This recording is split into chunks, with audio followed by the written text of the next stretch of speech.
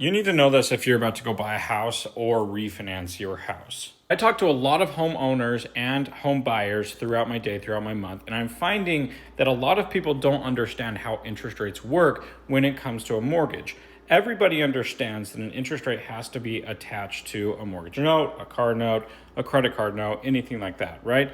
But when you go to buy a house, you actually have an assortment of different options when it comes to picking your interest rate. Now, why does this matter? An interest rate is actually going to determine a lot of your monthly payment. Your monthly payment is going to be dictated a lot by what interest rate you are given and what you choose. Now, what many people don't know is you have different options when it comes to interest rates. There are different programs, there's different rates per program, and you have the option to select a base rate program, buy down your interest rate, or even take a credit back by taking a higher interest rate. Some lenders are a little bit sneaky on this part and take advantage of buyers or homeowners that don't understand how this process works. They will give them or show them a super low interest rate and say, hey, this is your interest rate.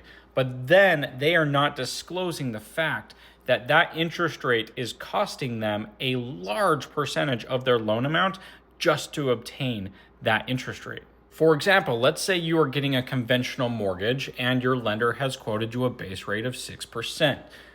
You have the option of either taking a higher rate and receiving a credit back on your closing costs, or you can pay more in closing costs to buy down that interest rate to 5.875, 5.75, whatever it may be.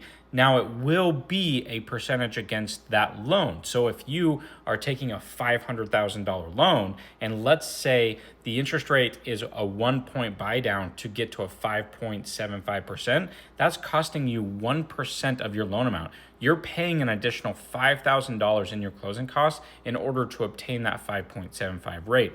So the point of this video is a lot of lenders are being a little bit sneaky, taking advantage and just throwing interest rates at people and not disclosing the fact that it's going to cost an absorbent amount of money.